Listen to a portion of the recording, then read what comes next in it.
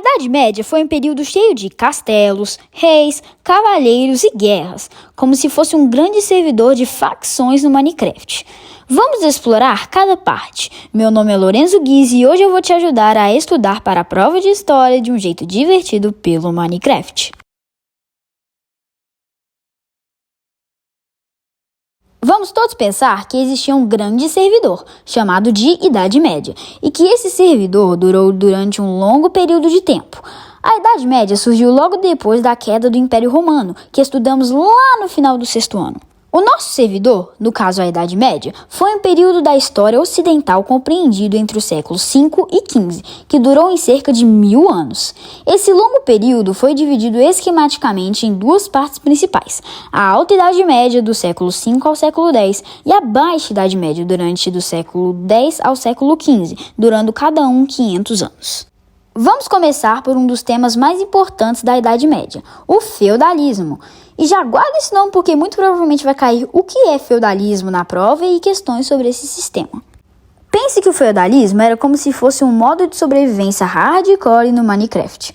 O feudalismo era o sistema econômico, político e social que organizava a sociedade medieval. Vamos falar que a terra, que se autodominava feudo, era o recurso mais valioso da época, igual como encontrar um bioma raro no Minecraft. Agora, vamos conversar um pouco sobre as funções de cada um na Idade Média. Hoje em dia, nós temos cargos como chefe, supervisor, trabalhador e cliente, por exemplo.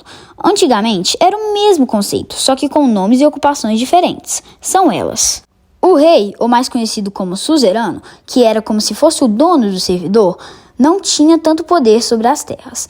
Isto porque ele dava a seus homens de confiança terras e benefícios, que eram os feudos que já havíamos falado anteriormente. Esses homens que eram confiados às terras e benefícios formavam a nobreza, mais conhecidos como vassalos ou senhores feudais. Eles sim eram os administradores do servidor, que controlavam seus feudos. Este movimento entre o suzerano e os vassalos, que em outras palavras o dono do servidor e o admin do servidor, geraram a aliança de vassalagem. Resumidamente, o suzerano concedia terras para o vassalo, enquanto recebia essas terras e prestava serviços em troca. Nós também tínhamos alguns cavaleiros e bárbaros, que eram guerreiros que protegiam o feudo, como jogadores com armadura de netherite defendendo sua base de creepers e esqueletos. E por fim, tínhamos os que mais sofriam, os camponeses e os servos, que trabalhavam na terra em troca de proteção, como aldeões que farmam para seus jogadores e villagers que vendem esmeraldas em troca de madeira. Por tudo isso que falamos, dá para perceber que o poder era descentralizado. O rei reina, mas não governa, pois cada senhor feudal era dono da sua própria base, com suas próprias regras. Sobre os feudos, existia um manso senhorial, um manso servil e um manso comunal. O manso senhorial eram as terras que o senhor feudal possuía. O manso servil eram as terras dos camponeses que pagavam taxas. E o manso comunal, que eram áreas compartilhadas como florestas e pastos. Agora vamos reforçar novamente o quão ruim era a vida dos servos na Idade Média. O trabalho deles era extremamente difícil, pois além de viverem em extrema miséria, tinham que enfrentar uma série de leis. Ou seja, se você fosse um servo, seria como estar preso no modo sobrevivência, sem chance de virar criador. Lembra sobre as taxas que falamos que os servos tinham que pagar por usarem as terras e proteções? As que mais se destacam entre elas e que você vai precisar saber são: a talha, que era a obrigação que o servo tinha em dar uma parte do que produziu para seu senhor. Por exemplo, se eu na minha plantação produzir 50 kg de trigo, terei que dar 25 kg para o meu senhor feudal e para a igreja, que veremos mais adiante. Isso já encaixa em outro tributo: as banalidades. Igual a Minecraft, eu preciso esquentar a batata na fornalha para ser consumida.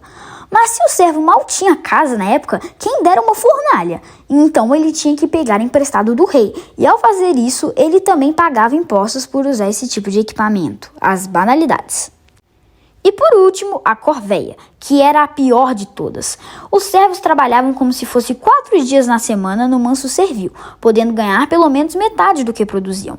Porém, nos outros 3 dias, eles eram obrigados a ir para o manso senhorial, sem ganhar nada para si mesmo, indo tudo para o suzerano e o vassalo, trabalhando de graça. Já pensou? Trabalhar todos os dias duros, ganhando mal para sustentar a família, sem nenhum dia de descanso? Essa região na Europa era uma região com muita pouca necessidade de comércio, pois além de haver muitas guerras e ser perigoso andar por aí, as sociedades tinham tudo o que precisavam. Os camponeses produziam seus próprios alimentos pelos feudos, ou seja, não precisando muito de itens de fora. Agora, vamos falar sobre a sociedade feudal e a igreja. A sociedade feudal era estamental, ou seja, dividida em estamentos. Os três principais estamentos eram o clero, que era tipo líder e cumpria a função da salvação da alma de todos, rezando. A nobreza, que deveria proteger a todos, guerreando. E, claro, os plebeus, que deveriam trabalhar para sustentar a todos. Infelizmente, essa sociedade tinha baixa mobilidade social.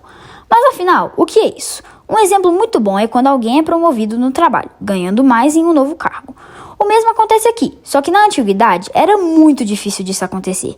Era quase impossível um plebeu subir para a classe da nobreza, por exemplo, ou alguém da nobreza subir para o cargo de clero. Isso acontecia por conta da Igreja Católica, que reforçava que Deus que escolhia o nascimento e a função de cada indivíduo. Ou seja, se eu nasci plebeu, eu vou continuar sendo plebeu até a morte. A Igreja Católica era como se fosse a guilda mais poderosa. Ela era como um clã poderoso com muitas terras e influência sobre os jogadores. Na Europa Antiga, todos só possuíam uma religião, o cristianismo. Nisso, a igreja dominava o cenário religioso e também econômico, pois possuía terras em grande quantidade e muitos servos trabalhando.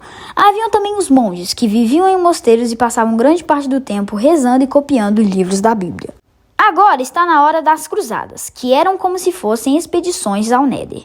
Elas foram expedições militares organizadas pela igreja para tentar recuperar Jerusalém do controle dos muçulmanos.